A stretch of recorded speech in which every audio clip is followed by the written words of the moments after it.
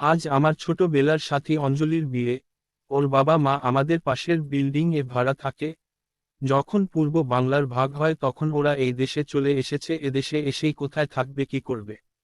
দেশ ভাগ করে কি হয়েছে তা তো বুঝি না, কিন্তু কত হিন্দু পরিবারের সদস্যরা নিজের মাতৃভূমি ছেড়ে এক এক করে রাতের অন্ধকারে আশ্রয় নিয়েছে, এ দেশের মাটিতে মিশতে চেয়েছে, এ দেশের ভাষা সংস্কৃতির সঙ্গে।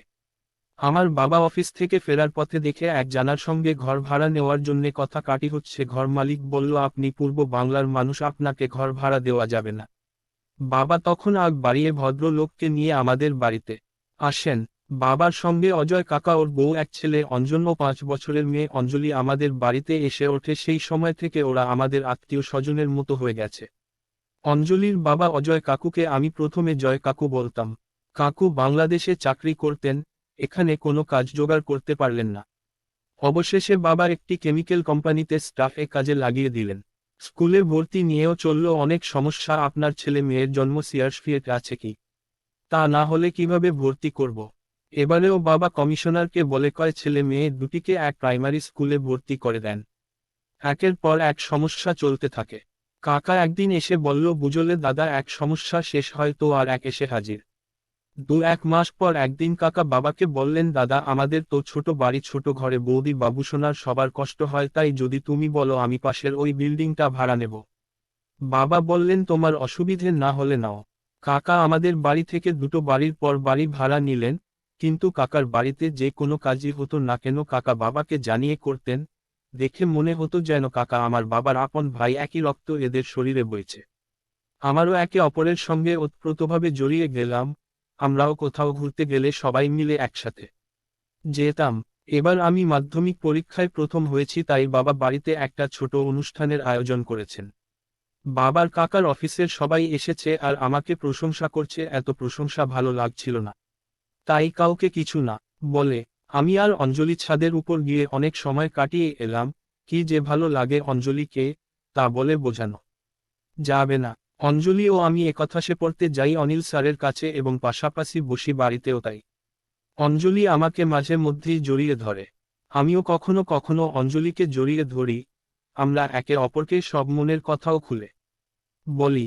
পড়তে পড়তে মাঝে মধ্যেই অপরকে একটু ছুঁয়ে দিই, তাতেই যেন আমাদের আনন্দ। কাকা এসে বলল, সাবাস বাবা, তুই আমাদের বুকটা গর্বে ভরিয়ে দিয়েছিস। কাকা আরও বললেন, দাদা বৌদি, এভাবে পুজোতে সব খরচা আমার, যেহেতু আমার ভাইপো প্রথম হয়েছে তাই। বাবা, তুই এবার কোথায় যাবি ঠিক কর, সব খরচা আমার। কাকা, দক্ষিণ ভারত। ঠিক আছে।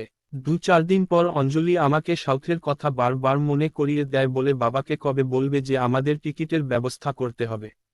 পুজোর তো আর 3 মাস বাকি। এবার পুজোতে আমরা সাউথে গিয়েছিলাম। অঞ্জলি ও আমি সব সময় একই সঙ্গে খেতে বসা, বিচে যাওয়া। অঞ্জলিকে নিয়ে আমি বেশ পাশাপাশি হেঁটেছি, মন্দিরে ঘন্টা বাজিয়েছি। খুব ভালো লাগছিল নিজেকে। অঞ্জলিও আমার কাছাকাছি সব সময় ছিল। অঞ্জলি খুবই বাধ্য মেয়ে, একটা কথা বললে সেটা সে যথার্থ পালন করে। সাউথে আমি অঞ্জলিকে আরও বেশি ভালোবেসে ফেলেছি। আমার অজান্তেই আমি একটু একটু করে অঞ্জলিকে আমার মনের মধ্যে সম্পূর্ণ স্থান দিয়ে দিয়েছি।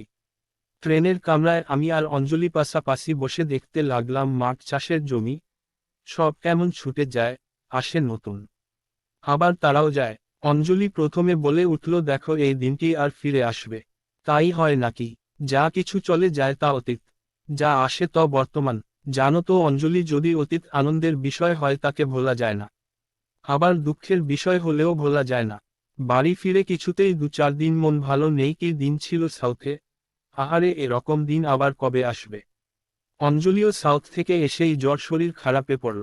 আমি বাবা মা প্রত্যেক দিন গিয়ে অঞ্জলিকে দেখে আসি। এভাবে কেটে গেল 2 বছর। আমরা সবাই বড় হয়ে উঠলাম। আমি এবার উচ্চ মাধ্যমিক পর কমার্সে ভর্তি হলাম আর অঞ্জলি মাধ্যমিকে স্টার পেয়ে 11 ক্লাসে ভর্তি হলো। অঞ্জন বিএসসি পাশ করে কেমিক্যাল কোম্পানিতে চাকরি পেল বাবার সাথে।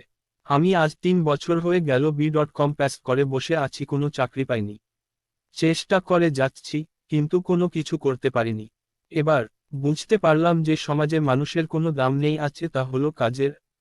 আগে অজয় কাকু আমাকে যে রকম ভালোবাসত, স্নেহ করত, সে রকম আর নয়।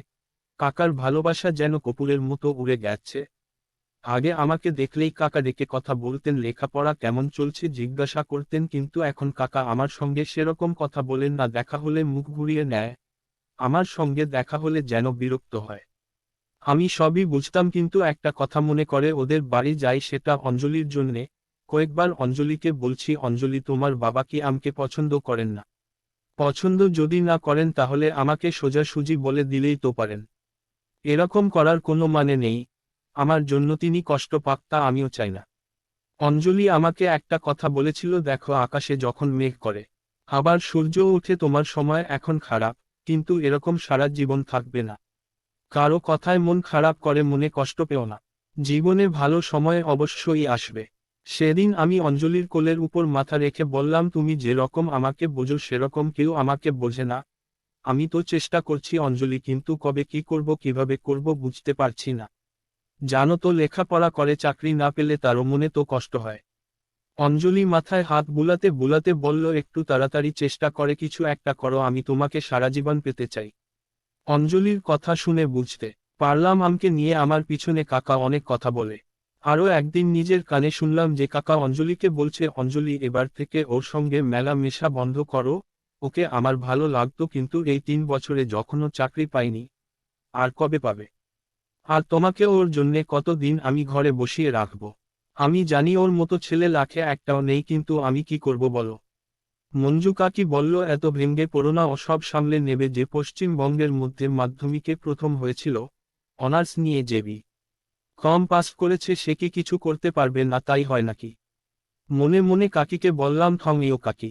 অঞ্জলি বলল, হ্যাঁ মা, ও দেখবে বড় কোনো চাকরি পাবেই পাবে। আজ প্রথমবার অঞ্জনকে কথা বলতে শুনলাম আমার পক্ষে।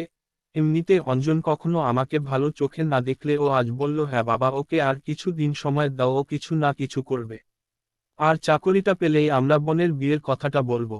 আমরা বোনের জন্য এরকম পরিবার ও ছেলে পাবো না। সবকিছুই ওর ভালো, তবে কেন যে এখনো চাকরিটা হচ্ছে না সেটাই বুঝি না। মনে মনে ভাবলাম যে কাকা একা কিছুই করতে পারবে না, এরা সবাই যখন আমার পক্ষে আছে। আরও 2 বছরেও আমি কিছুই করতে পারলাম না। এখন আমার 27 বছর, আর অঞ্জলির 21 বছর। আমি বিদেশও চেষ্টাও করছি, কিন্তু এখনো কোনো খবর নেই। কয়েকদিন আগে অঞ্জলিকে পাত্র দেখে গেছে, আর পছন্দও হয়েছে। অঞ্জলি সেদিন কান্না করে বলল, তোমাকে ভালোবেসে সারা জীবন কষ্ট আর মনের অসুখ বাড়ালাম। তোমাকে নিয়ে আমাদের বড় আশা ছিল যে একদিন তুমি আমাদের বাড়ির জামাই হবে।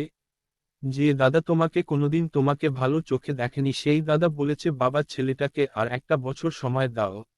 আমি কথা দিচ্ছি, যদি ও এই 1 বছরের মধ্যে কিছু না করতে পারে তাহলে আমরা ওর জন্য অপেক্ষা করব না। বাবা তাতে রাজি হয়েছে। বাবা আরও বলেছে, ভালো ছেলে খুঁজতেও তো বছর খানিক সময় লাগবে। এখন আমি কি করব বল? চুপ করে বসে রইলাম, মনটা কেমন কুবাইতে লাগলো। কিন্তু কি করব? মাসখানেক পর একদিন অঞ্জন দাকে বললাম, অঞ্জন দা, তোমাদের কোম্পানিতে ভাকালি খালি আছে। আরে কয়েকদিন আগে বললে হয়ে যেত ভাই। এখন তো নেই, কিন্তু খালি হলেই আমি বলবো। তুমি তো আমাকে আগে বলনি, তাই আমি ও বুঝতে পারিনি। আসলে ভুলটা আমারই হয়েছে। আমার তোমার কথা মনে রাখা দরকার ছিল। ভাই, কিছু মনে করো না, আমি যথেষ্ট চেষ্টা করব। মনে মনে ভাবলাম, এবার যদি কিছু হয়। কিন্তু ভাগ্য প্রসন্ন না হলে যা হয়। আমি এই 1 বছরেও কিছু হলো না, এবার তো অঞ্জলির বিয়ের জন্য ওরা উঠে পড়ে লেগেছে। আগামী মাসের 22 শ্রাবণ বিয়ে। ছেলে নাকি বিড়লা কোম্পানির ম্যানেজার, দেখতে শুনতেও ভালো। এই কয়েকদিন ধরে আমি বম্বে, চেন্নাই, সব জায়গায় অ্যাপ্লিকেশন করে যাচ্ছি, যদি কিছু হয় এই আশা নিয়ে, কিন্তু কপাল খারাপ হলে যা হয়। এবারও আমার কপাল খারাপ। আজ 22 শ্রাবণ, অঞ্জলির বিয়ে। সবাই আনন্দে মশগুল। অঞ্জন দাকে দেখলাম খুব ব্যস্ত। ওর বন্ধুরা সবাই ও কাজে ব্যস্ত। মাইকে একটা কি হিন্দি গান চলছে, তার কোনো আগা মাথা নেই, অর্ধেক হিন্দি অর্ধেক ইংরেজি আর মিউজিক। বাবা ও মা সবাই ওই বাড়িতে গেছে। আমি ঘরে বসে সকাল থেকে টিভি দেখছি, মনটা ভালো লাগছে না। আমি নিজেই নিজেকে সান্ত্বনা দিচ্ছি যে অঞ্জলি ওর বাবা তো এতদিন অপেক্ষা করছে, আমি তো কিছু করতে পারিনি। আর আমি যদি চাকরি না পাই, তাদের মেয়েকে আর কতদিন আমার জন্য অপেক্ষায় রাখবে? মানুষ যখন হারতে থাকে তখন তার মনোবলও ভেঙে যায়। মনের দিক থেকে সে গুটিয়ে যেতে থাকে। আমি এখন খানিকটা ভাঙ্গা গ্লাসের মতো। আমার এদের কি প্রয়োজন? অঞ্জলি একবারও ফোন করেনি, কাকার মনটাও দেখলাম খুশি নয় কি যেন খুঁজেছেন। কাকি আমাদের বাড়িতে দুবার এসেছে, সকাল থেকে আমাকে দেখলেই কান্নাকাটি করছে। আমার কি করার আছে? ভগবান যাকে যার সঙ্গে লিখেছেন তাকে তো সেখানেই যেতে হবে। এজন্যই তো লোক বলে জন্ম, মৃত্যু, বিয়ে কারো হাতে নেই। এর জন্য মন খারাপ করে কি লাভ? বিকেলে সব মেয়েরা অঞ্জলিকে সাজানোর জন্যে আমাদের বাড়িতে নিয়ে এসেছে। এক নজর দেখে আমি চোখ নামিয়ে নিলাম। কি সুন্দর লাগছে! অঞ্জলিকে গায়ে হলুদ দিয়েছে, তাতে যেন ওর রং আরো ফুটে উঠেছে। অঞ্জলি বালা মায়ের ঘরের দিকে গেল আমাকে এক নজর দেখে। মাকে দেখলাম গেট খুলে ভিতরে ঢুকতে দেখে আমি রেডিয়ে যেতেই মা জিজ্ঞেস করলেন, তুই কি দুপুরে ওদের বাড়ি খেতে যাবি না? তাছেল রাতে? হ্যাঁ, রাতে যাব। মনে মনে ভাবলাম ওই বাড়ির ভাত আর আমার গলা দিয়ে নামবে না। অনেক বাতে বাড়ি ফিরলাম, মা বললেন, এত রাত কোথায় ছিলি খোকা? আজ অনেক দিন পর মা আমায় এই নামে। যা ভালো, খাবার ঢাকা রয়েছে, খেয়ে নে। আমি তোর জন্য রান্না করে রেখেছি। ঠিক আছে না, আমি খেয়ে নিচ্ছি। সকাল কেনায় অঙ্কুলিত কাজা কাটিকে আমার ঘুম ভেঙে গেল। ভীষণ কান্না কাটি করছে অঞ্জলি। আমি তাড়াতাড়ির বামাকমে গিয়ে ঢুকলাম। অঞ্জলি যাওয়ার সময় আমাকে খুঁজছিল, কিন্তু আমি দেখা করিনি। অন্য একটা চিরকুট পেলাম, জেনেভা থেকে এসেছে। তারা আমার অ্যাপ্লিকেশন অ্যাকসেপ্ট করেছে। প্রথমেই স্যালারি $750। চিঠিটা পরেই আমার কান্না এলো। ভগবান, তুমি আর কটা দিন আগে দিতে পারলে না? আমার সব শেষ হয়ে যাবার পর কি তোমার দেবার সময় হলো? মেয়েটা আমার জন্য 3-3টে বছর অপেক্ষা করে আজই শ্বশুর বাড়ি গেল। আর তোমার আলমারি খুলে গেলে। এখন আমার 1-1.5 বছর পর চাকরি হলেও ক্ষতি নেই। আমি তো অঞ্জলিকে হারিয়েছি। বাবা মা বললেন, দরকার নেই এত দূরের চাকরি। যার জন্য তোর চাকরির দরকার ছিল সেই যখন নেই, কি হবে তোর? চাকরি করে আমার যা আছে তাতে তোর সারা জীবন বসে খেলেও তোর কম হবে না। না বাবা, আমি চাকরি করব। যার জন্য আমার বিয়ে হয়নি, যার জন্য আমি অঞ্জলির গলায় মালা দিতে পারিনি, আজ না হয় চাকরির গলায় মালা দিলাম। অঞ্জলি অষ্টমঙ্গলায় এসেছে, শুনলাম ওর শ্বশুর বাড়ির লোকেরা নাকি সেকেলে অঞ্জলির সঙ্গে বনিবনা হয় না। এরই মধ্যে অঞ্জলির সঙ্গে খারাপ ব্যবহার করেছে। কাকা বললেন, দাদা কি করা যাবে? বাবা বললেন, কিছুদিন দেখো, যদি সে রকম হয় আমরা আমাদের মেয়েকে আরো বাড়িতে পাঠাবো না। কি দিনকাল পড়েছে! দুদিন হতে না হতেই ছেলেদের বাড়িতে বনিবনা নিয়েই অশান্তি। আর ছেলেদের মা বাবাকেও বলি, নিজের মেয়ে যদি কোনো ভুল করে তাহলে যেমন মানিয়ে নেয় তেমনি, যদি ছেলের বউ ভুল করলে সেরকমই মানিয়ে নিলে সমাজে কে ছেলের বউ আর কে মেয়ে তা বোঝা যাবে না। আরও লক্ষ লক্ষ বউ মরবে না, কারো মায়ের বোল খালি হবে না। কিন্তু কাকে বোঝাবেন? কেউ কম নয়। অঞ্জলি ও দুদিন যেতে না যেতেই বুঝতে পারল যে ছেলের মা বাবা বাড়াক। আর এদের না আছে মান, না আছে সম্মান। একবার বিয়ে হয়েছে তো কি হয়েছে? বিয়েটা যেন ছেলের হাতে মোয়া। ভালো না লাগলে ফেলে দাও।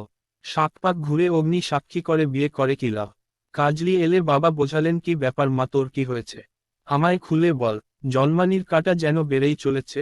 অঞ্জলির কায়া দেখে ওর বাড়া ও ভেঙ্গে পড়লেন। কোন মা বাবা কি চায় তার সন্তান তার চোখের সামনে কাঁদে? আমি যারে বুকলাম, একদিন পর আমার মনে বড় আনন্দ যে আমি বিদেশে চাকরি পেয়েছি। দেখলাম ঘরে সবাই মিলে তালগোল পাকা। অঞ্জন বলল, বাধা, রোমাকে আগেই বলেছি যে এখানে বোনকে বিয়ে দিও না। আমার আর দেরি করার জন্য সময় ছিল না।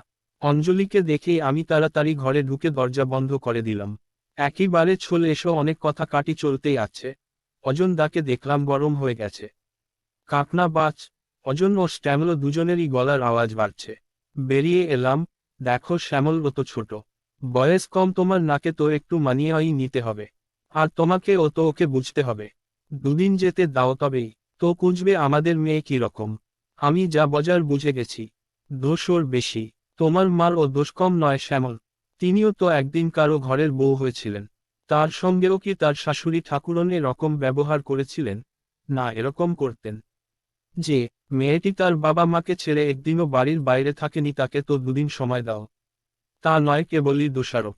শ্যামল, বউয়ের প্রতি তোমার কি কর্তব্য হচ্ছে সেটাও তুমি বুঝতে পারছো। আর মা বাবার প্রতিও তোমার কি কর্তব্য করা দরকার সেটাও নিশ্চয়ই জানো। তুমি বুদ্ধিমান, এখন তোমাকেই সব দিক বিবেচনা করতে হবে। তুমি কারো কর্তব্য থেকে হাত সরিয়ে যেতে পারো না। আমাকে দয়া করে কর্তব্য শেখাবেন না। আমি আমার কর্তব্য আমি জানি। শ্যামল, আমার আর কোনো কথা নেই। বাবা ও কাকা দুজনেই রেগে গেল। ওদের শান্ত করলাম। তুমি কি দেখলে আমাদের মেয়ের মধ্যে? বলো, তোমার পছন্দ না হলে বলতে পারো। হ্যাঁ, আমি এর মতো মেয়ে বিয়ে করে ভুল করেছি। শ্যামল, মনে হয় তোমার বয়সও কম হলো না। আর তোমাকে কি বলবো, আমি তোমার থেকে বয়স কম, তবুও বলছি ওকে তুমি কয়েকটা দিন সময় দাও। দেখবে তুমি ওর মতো মেয়ে জীবনে আর একটিও পাবে না। না ও কাউকে ভালোবাসে, তুমি কি দেখছো? না শুনেছি। তুমি কি সে ছেলে দেখেছো? তবে কি করে বললে? ওর বান্ধবীরা বলেছে। তুমি শোনা কথায় কান দাও। 5 জনের কথা তো মিথ্যা হয় না। ভাড়া এই কথা কাব বলেছে? বিয়ের সময় তরুটি তুমি জিজ্ঞেস করতে পারতে, তাহলে তোমার এত অপমান হতো না। আর না হতো আমাদের মেয়ের বদনাম। আমি আপনাদের বাড়ির সম্মান বাঁচিয়েছি। চুপ করে রইলাম। অর্জন থাকতে না পেরে এক থাপ্পড় বসিয়ে দিল। মা বললেন, অঞ্জন থামো। জেঠিমা, আপনি শুনছেন? অঞ্জনকে শান্ত হতে বললাম। শ্যামল, তোমার ইচ্ছে কি আমায় খুলে বল। আমি এই মেয়ের সঙ্গে আর নয়। আমি ওকে মুক্তি দিলাম। অঞ্জলি, তোমার কি মতো?